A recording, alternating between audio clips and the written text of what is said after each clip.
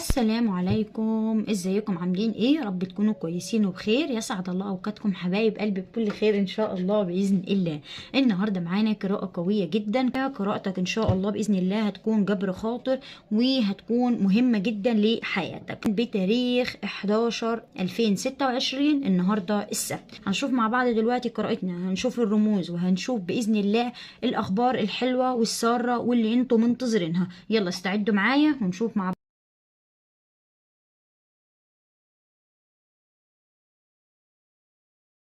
انزل بالصلاة على الحبيب وباللايك اللي بيرفع الفيديو بتاعك. بسم الله يا ميسر الأمور. بسم الله. أول حاجة حبايب قلبي، انتوا عندكم طريق، والطريق ده طريق مفتوح ونهايته جبر، بس انتوا كملوا فيه واشتغلوا عليه صح. بص يا برج القوس، عندكم انفراجة مادية. انتوا اليومين دول بتعانوا من شوية ضغوط في حياتكم المادية، او عشتوا فترة كنتوا بتعانوا، كنتوا شايلين هم الدنيا، هم الحياة فوق كتفكم. طيب احنا هنتكلم على الطاقة الإيجابية عشان انتوا عندكم فرق. الماديات اللي جاية لكم، انتوا ممكن تاخدوا جزء من المال. اولا انتوا داخلين في مشروع. البعض منكم لو بيسأل على ماديات فانتوا داخلين في مشروع. البعض منكم عامل قناة، البعض منكم شغال في تسويق، البعض منكم شغال في مبيعات عقارات. انتوا شغالين في شغلانة حلوة جدا. خسرتوا مبلغ من المال. الخسارة اللي خسرتوها دي هتتعوض الأيام اللي جاية. خلال فترة معينة هتعوضوا جزء من المال اللي جاي لكم. كمان المال ده انتوا هتعملوا بيه حاجات جديدة. البعض منكم عنده جمعية هيقبضها، هيشتري حاجة هيحققها. انتوا لسه جايبين حاجة جديدة، لا اما انتوا جايبين حاجة في بيتكم، بعض منكم مغير لون شقته، البعض منكم جاب تليفون لنفسه، البعض منكم جاب حاجة لبيته، حاجة ليه هو شخصيا. المهم ان هو هذا نفسه هدية كان محتاجها. عندكم كمان هنا طاقة إيجابية. الطاقة الإيجابية دي خلال كام يوم هتتوزع عليكم، وهيبقى في أمور تجديد في علاقاتكم. بس انتوا في الحياة العاطفية تعبانين. عشتوا فترة من اليأس، عشتوا فترة من الظلم. الحياة العاطفية عندكم تعبانة شوية، وفيها شوية نفور وشوية شد وجذب بينكم وما بين الشريك. كمان الفترة دي فترتكم، انتوا هتثبتوا وجودكم في حاجات كتيرة جدا، وانتوا اصلا تفكيركم كله ايجابي. عشتوا فترة من اليأس، عشتوا فترة من الظلم. مفيش ولا اخ ولا حبيب ولا صديق واقفين جنبكم. مفيش حد واقف جنبكم، واقرب ما ليكم طمعانين فيكم. اقرب ما ليكم دايما بيقول لكم هاتوا وادوني واعملوني صح. احب اقول لكم ان انتوا هنا بالكم مشغول باخت او باخ. عندكم اخت، الاخت دي ملهية في الدنيا، كل همها ان هي تأسس حياتها. الاخت دي انتوا بتحبوها جدا، انتوا بتحبوا اهلكم جدا.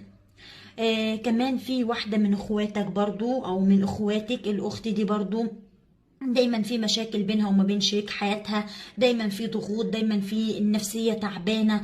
خسرت كتير من أقارب ومن ناس أحبة ليها، وفقدت الأمل في ناس كتيرة جدا. انتوا بقى الفترة دي شغالين على نفسكم بقدر المستطاع، في هدف حاطينه قدامكم والهدف ده هينجح، فما تقلقوش خالص. الهدف ده هيجيلكم رسالة أو هيجيلكم خبر من ناحيته الفترة اللي جاية، وهيبقى فيه طاقة تانية مختلفة. الطاقة بتاعتكم مفتوحة عن شغلكم وعن رأس المال اللي جاي لكم. كمان انتوا مستلفين من حد مبلغ فلوس او مسلفين حد. انتوا دايما كنتوا بتقفوا قدام جنب الناس كلها. مفيش حد في حياتكم ما وقفتوش جنبه، مفيش حد كان محتاجه انتوا ما وقفتوش. انتوا اصلا معروفين بطيبة قلبكم وبحنيتكم وبالاناقة بتاعتكم. دايما حنيتكم وطيبة قلبكم وصفاء قلبكم بيوقعكم في مشاكل كتيرة جدا. عاطفيين جدا، بتتعاطفوا مع الناس اللي قدامكم، ولو اخر حاجة في ايدكم بتطلعوها وتدوها للي محتاج. بس الطمع مخليكم خلاص نفسكم اتسدت من ناس كتيرة جدا. كمان بقالكم كام سنة في شوية ضغوط، في شوية حيرة لحد الآن. بعض منكم لسه ما استقرش عاطفيا. الاستقرار عندك العاطفيا ده واقف بينك وما بين تحقيق الهدف، او بينك وما بين مشكلة معينة بالك مشغول بيها. كمان البعض برضو منكم ممكن يكون ماشي في طريق، والطريق ده خير، بس ما تزعلوش مني، انتوا احلامكم مزعجة، احلامكم فيها كوابيس. البعض منكم بيحلم بتعابين، بيحلم بحاجات مضايقاه، في خنقة وضيقة بتجيلكم من غير سبب. كمان عندكم صداع مزمن بيجي لكم بتاخدوا له علاج. عصبيين الفترة دي جدا بخصوصا مع الشريك او بحياتكم بالكاملة، ما بقيتوش محتاجين تسمعوا كلام سلبي، عايزين تسمعوا طاقة ايجابية. خلاص خرجتوا ناس كتيرة جدا من حياتكم. كان عندكم عندكم ست او حد من برج العقرب، فتاة من برج العقرب، ست من برج العقرب. عندكم واحدة من الاصدقاء وواحدة من اهل الشريك. الصديقة عاملة حبيبة وهي متعددة العلاقات، او انتوا عندكم حد متعدد العلاقات. انصحكم ان انتوا تقطعوا علاقتكم بيه علشان الحد ده سلبي وسمعته مش كويسة او سمعتها مش كويسة، وانتوا بعيدوا عن المشاكل. انتوا ما بتحبوش وجع الدماغ خالص. كمان انتوا هنا عندكم ست كبيرة. الست الكبيرة دي قصيرة وتخينة قمحوية، شعرها هي بتحب تهتم بنفسها جدا.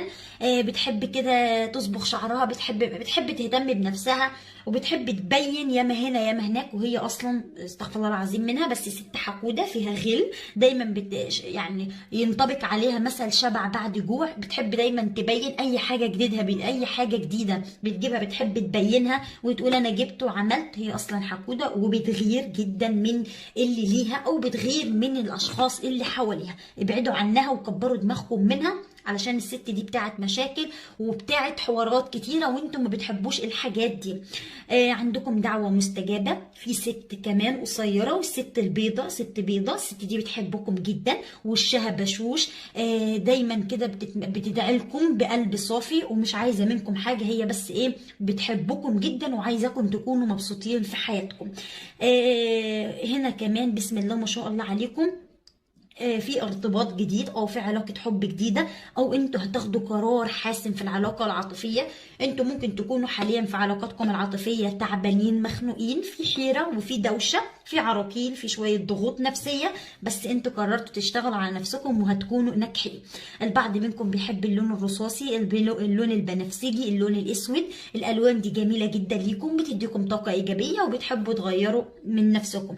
كمان انتوا تفكيركم حاليا ان انتوا تكونوا دايما نمبر 1 في كل حاجة، وعلشان كده عايزين البعض منكم عايز يجدد، البعض منكم عايز يعمل، البعض منكم بيفكر ان هو يشتغل.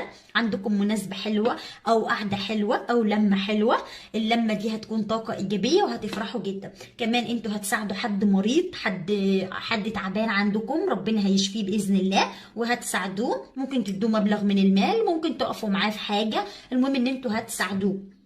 بس عندكم حد طمعان فيكم وبيحب دايما يتكلم على كل اللي معاكم.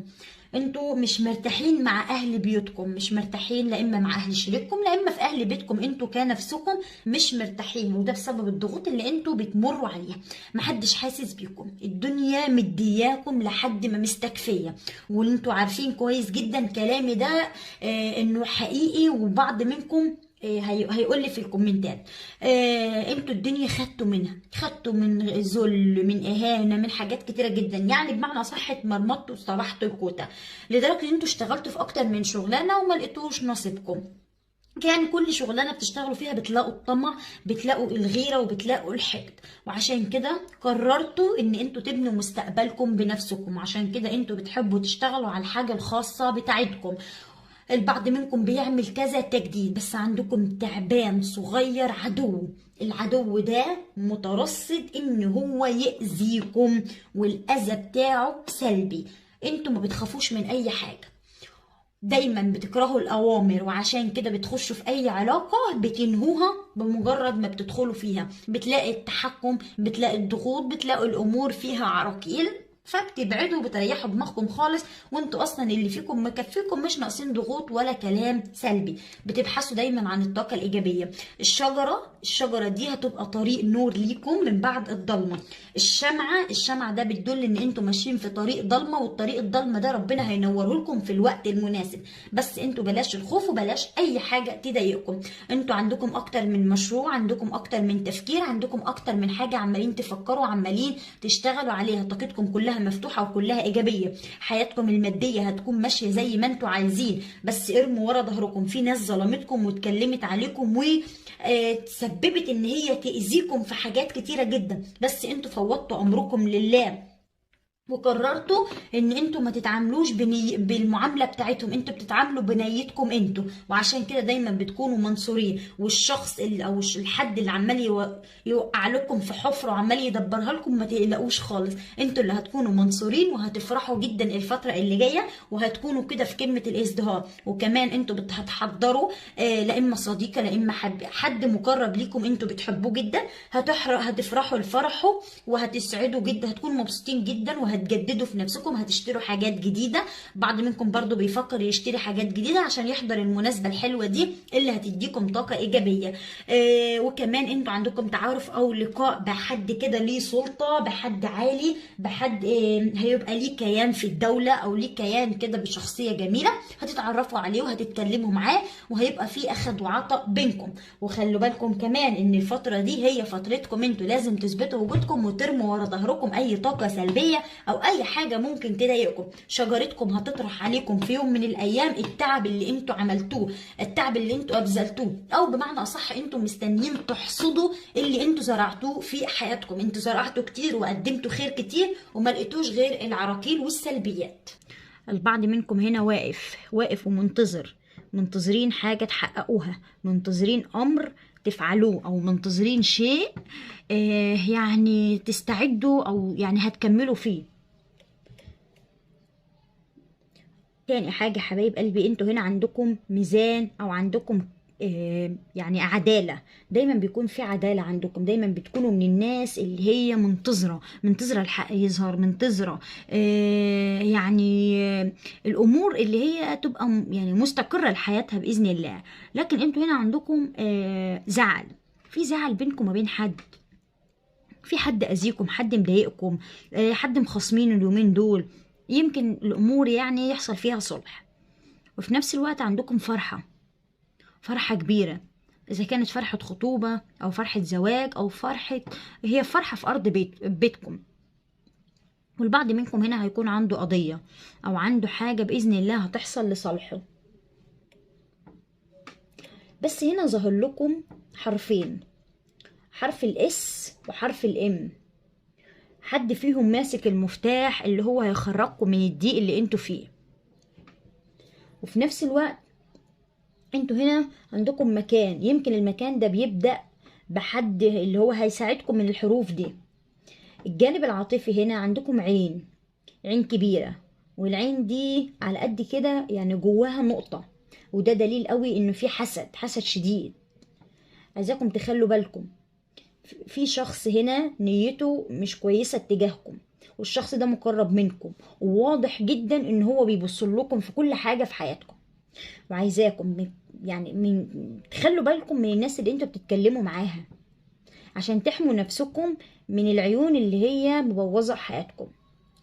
قلبكم مفتوح، او بتعانوا، او في مشاكل بينكم وبين الشريك، او في حاجة انتوا يعني مضايقاكم من الشريك، لان الشريك يعني انتوا قاعدين وقلبكم مجروح من الشريك، من عمايل الشريك، من كل اللي بيفكر فيه الشريك في اتجاهكم. كمان هنا في طاقة حب جديدة، في حاجة هتحصل لصالحكم، او موقف هيحصل لصالحكم، او حاجة انتوا ما كنتوش متوقعينها هتحصل لصالحكم، الله اعلم. لكن في رضا، هتكونوا راضيين جدا الفترة اللي جاية، لان يعني انتوا هتكونوا مرتاحين. بس حاولوا ان انتوا ما تجوش على نفسكم من اجل حد. عندكم خبر، والخبر ده في الطريق ليكم، الخبر ده خبر حلو وهيكون في صالحكم. يمكن انتوا الفترة دي يعني شغالين على نفسكم في موضوع معين انتوا شغالين على نفسكم فيه قوي، وبتحاولوا ان انتوا تكملوه، بتحاولوا ان انتوا تشتغلوا عليه. بالفعل كملوا، وان شاء الله باذن الله نهاية الطريق ده هيكون نهايته جبر.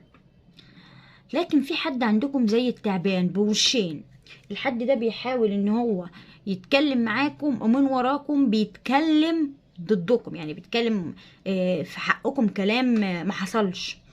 واكيد انتوا عارفينه، لان الحد ده يعني اول ما بتشوفوه بتحسوا كده قلبكم كانه في يعني قلبكم كده لا، الشخص ده فعلا هو يعني مش حلو، وانتوا حاسين بكده. كمان انتوا يعني في قرار مهم لازم تاخدوه الفترة دي، قرار مهم جدا لازم تاخدوه. يمكن انتوا ناسيينه او مثلا بتقولوا مش ده الوقت المناسب، لكن انا عايزه اقول لكم ان ده الوقت المناسب ان انتوا تاخدوا القرار ده. البعض منكم بيسأل ان احنا معمول لنا سحر ولا لا. انتوا بالفعل كان معمول لكم سحر تفريق وسحر وقف حال. علشان كده لو انتوا متجوزين دايما في مشاكل ونفور بينكم وبين الشريك، ولو انتوا عزاب دايما مفيش اي علاقه بتكمل. السحر ده معمول من ناس بتكرهكم، من ناس حقودة وغلانية. عندكم حرف الحاء، حرف السين، حرف الراء، حرف الألف، حرف الميم. الحروف دول موجودة في موجودة في حياتكم. وفي سهم متواصل مع برج الثور وبرج الحمل وبرج الجدي وبرج العذراء. علاقاتكم مع الأبراج الترابية ما بتكملش. عشان بس نكونوا صراحة، الابراج الترابية عندكم بتأذيكم. كان عندكم شريك من برج الحمل او من الابراج النارية وما كملتش العلاقة، كان دايما في ضغوط ودايما كان في مشاكل سلبية. كمان انتوا هنا قررتوا ان انتوا تنفصلوا، او البعض منكم بيفكر في انفصال. البعض منكم كاره الحياة اللي هو فيها، او كاره الضغوط اللي مع الشريك بسبب اللي بيحصل. انتوا ممكن تكونوا بينكم وبين الشريك كارهين المستوى اللي انتوا فيه حاليا بسبب الضغوط، وبسبب انه بتحصلش غير الحاجات السلبية او الحاجات اللي انتوا عمالين تمروا بيها. انتوا فيكم اللي فيكم مكفيكم، مش ناقصين مشاكل او ضغوط بمعنى اصح نفسية، فعايزين تطلعوا من اللي انتوا فيه. فلو انتوا عندكم الشريك ضاغط عليكم، ارموا ورا ظهركم وما تسمعوش كلام اي حد. ليه؟ علشان هتروحوا وهتيجوا مش هتلاقوا غير الضغوط من الشريك. كمان انتوا البعض منكم قفل صفحة العاطفة دي نهائيا، قفلها، قال خلاص انا تعبت من الحياة العاطفية وخدت بما فيه الكفاية، فمش عايز اي حاجة عاطفية تضايقني. وعشان كده عندكم طاقة ايجابية وقررتوا ان انتوا تنجحوا وتشتغلوا على نفسكم. وبالفعل في عندكم خطوبة، عندكم زواج، عندكم ارتباط، عندكم علاقة جدية الفترة اللي جاية، وهتكونوا مبسوطين جدا بالعلاقة دي. انتوا قررتوا ترموا السهم بتاعكم، خلاص درستوا العواقب اللي قدامكم وبتشتغلوا عليها. يعني في عقبة ما زالت موجودة في حياتكم، بس العقبة دي انتوا صابرين عليها. انتوا اذكياء جدا، خلي بالكم الذكاء بتاعكم ذكاء خارقي بيعرفكم الاشخاص اللي حواليكم من غير ما حتى تفتحوا بقكم. كمان عندكم شوية امور حلوة مع الشريك، لقاء حلو مع الشريك، في كلام عاطفي هيتقال حلو، والزعل اللي جواك هيبقى فيه طبطبة، في ست هتيجي تصالحك او هتصالحكم وهتراضيكم الفترة اللي جاية. كمان انتوا شخصيتكم محبوبة جدا بس حساسين زيادة عن اللزوم. يعني الحساسية بتاعتكم بتزعلكم او بتخليكم تاخدوا كل حاجة بحساسية. في حاجة عملتوها وندمانين عليها، غلطة غلطتوها ومازال ندمانين عليها بشكل كبير جدا. خلوا بالكم البعض منكم عنده نغزة بتجيله في جسمه، النغزة دي مش طبيعية، وفي شوية أعراض كده أو شوية مشاكل في صحتكم، تعب نفسي من غير أي سبب. 99% منكم قافل على نفسه الباب ليل ونهار وداخل في مرحلة عزلة، وفقدت أملك في حاجات كتيرة جدا، وده خطأ. انت ما كنتش كده، انت كنت بتعافر ودايما بتظهر القوة، بس الحالة النفسية بتاعتك دلوقتي ساكت وما بتتكلمش، واي حد بيكلمك ممكن تعمل له بلوك. 99 برضو في المية اغلبكم تليفونه صامت طول الوقت ومش عايز يتواصل مع حد، حتى على السوشيال ميديا ما بقيش عايز يتواصل. ممكن كمان تكون قافل النت عن التليفون، مش عايز تتواصل، مش حابب ان انت تدخل في كلام مع اي حد بسبب اللي انت شفته وبسبب اللي انت عشته. فالفترة دي انت اي حد بيكلمك خلاص بتسكت، ما بتردش، ما بقتش زي الاول، لدرجه ان في ناس كتيره جدا بقت تعاتبك وزعلانه منك ان انت ما بتسالش. بس انت اللي انت عمال تمر بيه محدش حاسس بيه، فانت ساكت وما بقتش تتكلم، بقيت تقول خلاص انا مهما احكي لكم محدش بيصدقني. كمان انتوا عشاق القهوه، عشاق الهدوء التاما، وعشان كده دايما قعداتكم كلها بتكون لطيفه، ودايما بيحبوا ييجوا يقعدوا معاكم. كمان انتوا اصبحتوا ما بتعاتبوش الفترة دي، ما بقيتوش تعاتبوا. يعني انتوا ممكن تكونوا سمعتوا كلام ما بقيتوش عايزين تعاتبوا ولا عايزين حتى تتكلموا في اي حاجة، وعشان كده داخلين في راحة نفسية. بس في تعبان مقرب ليكم بيظهر دايما ان هو بيحبكم، بس هو عبارة عن افعى، وعبارة عن حاجة سامة، عمالة تأذي فيكم وتراقب فيكم وبتتكلم عليكم بقدر المستطاع بأي طريقة. ده كله من الغيرة والحقد والغل اللي في عيونهم اتجاهكم. كمان انتوا هنا بسم الله ما شاء الله عليكم عندكم تنظيم وقت، تنظيم امور، تنظيم حاجات جديدة. انتوا عشاق للسفر، عشاق للراحة، اي حاجة تديكم راحة نفسية، وعشان كده عندكم رحلة او سفر مفاجئ. بس في خطيئة زي ما قلت لكم انتوا ندمانين عليها، ودايما عندكم تأنيب الضمير، بتأنبوا ضميركم حتى لو في حاجة انتوا ما عملتوهاش.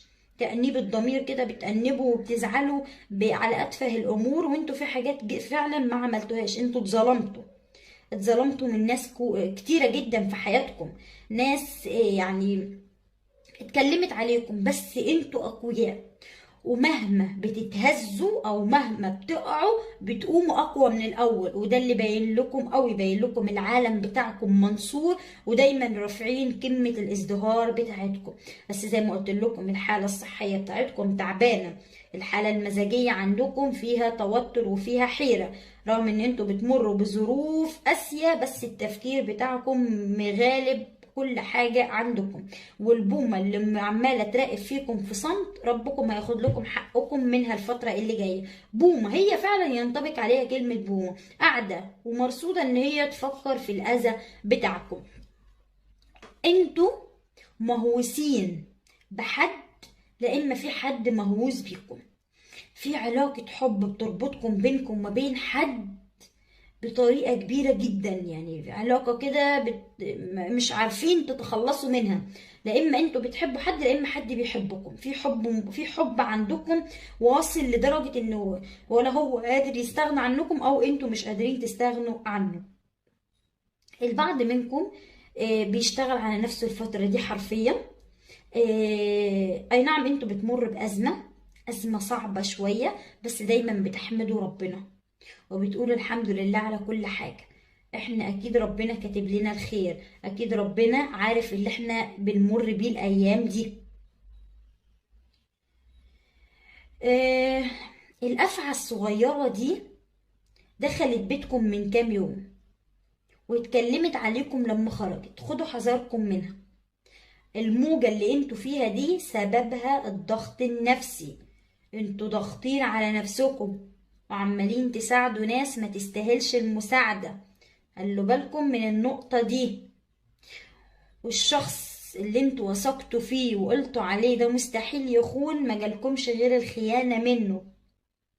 انتوا حاليا عندكم حيرة ما بين شخصين او بين قرارين او بين موضوعين، في حاجتين انتوا حيرانين فيهم، وعشان كده قررتوا ان انتوا تستخيروا ربنا، او قررتوا ان انتوا تتكلموا مع حد وتحاولوا ان انتوا تفهموا ايه اللي بيحصل معاكم. انتوا عندكم حاجات غريبة بتحصل معاكم ولحد الان مش عارفين تفسروها. ففي احداث حلوة الفترة اللي جاية هتبشركم بخير او هتبشركم بطاقة ايجابية.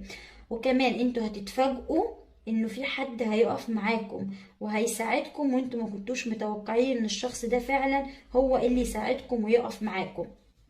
ممكن انتوا بتكونوا بتفكروا في ماديات، بتفكروا في حالكم المادي، بتفكروا تخرجوا من اللي انتوا فيه، بتفكروا تعملوا حاجات جديدة وحاجات مختلفة. بس ربنا الفترة اللي جاية دي هيبشركم بحاجات جديدة. في كمان قعدة صلح او قعدة عتاب مع حد، انتوا هتتعاتبوا او هو هيتعاتب، في عتاب عندكم وفي شوية امور، بس هيبقى في صلح. الصلح ده هيكون تبشيرة ليكم او خبر ليكم مفرح، الله اعلم، او طاقة ايجابية بمعنى اصح. انتوا خلاص قررتوا ان انتوا تفرحوا، قررتوا ان انتوا تسعدوا نفسكم، وعلشان كده طاقتكم دايما عالية ومفتوحة، وفي امور هتتجدد عندكم الفترة اللي جاية. كمان على جميع التواصل بتاعك هيكون في لقاء انتوا مش هتحضروا له خالص، بس في شوية قلق.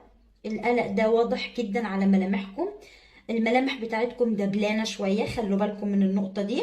وبلاش التفكير في اي حاجة انتوا ما تعلموا، محدش يعلم الغيب الا الله. فبلاش تفكروا في المستقبل، عشان انتوا طول ما انتوا بتفكروا في المستقبل هتلاقوا نفسكم تعبانين. اي نعم انتوا اتغيرتوا كتير الفترة دي في حاجات، بتبعدوا عن اي حاجة سلبية، بتبعدوا عن خوف، بتبعدوا عن قلق، بس نفسيتكم مضغوطة، انتوا اللي ضاغطين على نفسكم. عندكم شراء، بعض منكم عايز يشتري حاجة معينة في باله. كمان انتوا هنا مقدمين على شغل، مقدمين على وظيفة. حاولوا تحسنوا نفسكم اول باول، دي نصيحتي ليكم. عندكم وثيقة هتمضيها الفترة اللي جاية، بس دايما التحسين يا جدعان. حسنوا نفسكم بأي طريقة، علشان انتوا بتفكروا تشتروا حاجات جديدة، تفكروا تجددوا، وهيبقى عندكم نقلة جديدة. في نقلة انتوا مستنيينها، وفي ورق سفر. عندكم حد كده ماشي في طريق مش كويس، حد عزيز على قلبكم.